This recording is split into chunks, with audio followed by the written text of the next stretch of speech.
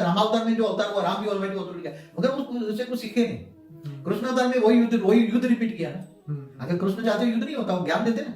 देखो, ज्ञान से आत्माओं का संस्कार परिवर्तन होता है। बाबूजी, द्वापर में, त्रेता और द्वापर में फिर दोनों युद्ध, एक तरफ रावण का युद्ध हुआ, राम ने रावण से युद्ध किया, उसको खत्म करने की बात की। इधर महाभारत के अंदर फिर ये लड़ाई हुई, वहां सीता को लेकर लड़ाई थी, यहाँ पे फिर वो महाभारत के अंदर उसको लेकर लड़ाई, द्रौपदी के कारण हुई। हाँ, ये कहा ऐसा जाता है, कोई ना कोई इसका निमित्त बनता है, पर ये युद्ध का सिलसिला ना उधर रुका ना इधर रुका।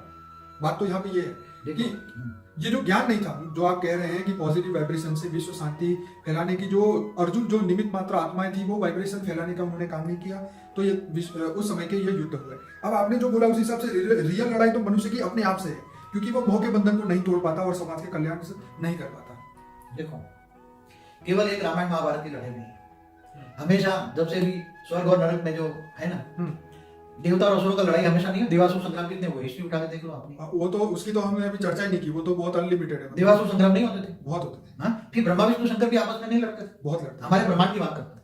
बाबूजी, कई बार तो यही समझ में नहीं आता कि अगर ब्रह्मा विष्णु शंकर आपस में लड़ रहे हैं, उनको इतना ज्ञान नहीं है कि भाई एक दूसरे को कैरेक्टर को वो नहीं जान पा रहे हैं, तो फिर वो सामान्य मनुष्य से ऐसी कैसे आशा रख सकते हैं कि भाई युद्ध ना करो या शांति से रहो।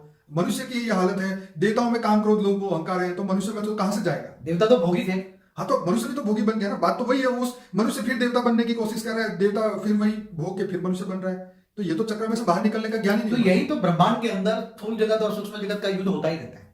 देवासुर संग्राम हमेशा पहले से हुआ है। तो आपका मतलब ये है कि सूक्ष्म जगत में भी ऐसे युद्ध होते हैं? महाभारत सूक्ष्म जगत में क्या, देवता कहाँ रहते हैं? सूक्ष्म में रहते हैं ना। हाँ, ठीक है। तो तीसरे लोक पे जाकर नहीं होते? हाँ, तीसरे लोक में भी। देखो, एक बात बताऊं, स्टार वॉर्स बताए जाते हैं ना, वो भले पिक्चर है, ठीक है, मगर किसी के दिमाग में कहां से आया वॉर्स शब्द, कहां से आया? किसी ने प्रेरणा देकर वो बनाया ना स्टार वॉर्स। बिल्कुल। तो स्टार में युद्ध होते हैं ना, गैलेक्सियों में युद्ध होते हैं ना।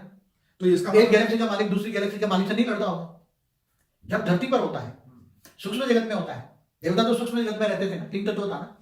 तो मुझे लगता है इसी चीजों को देख के सबने यही बोला कि अहिंसा परमो धर्म, अहिंसा जो है वो धर्म ही नहीं। जो भी कहीं आए तो अहिंसा परमो धर्म, अहिंसा परमो धर्म, अहिंसा परमो धर्म बोलने लगे, बरोबर। मगर कौन सी हिंसा कर रहे हैं? अरे चींटियों को भी ना मारो।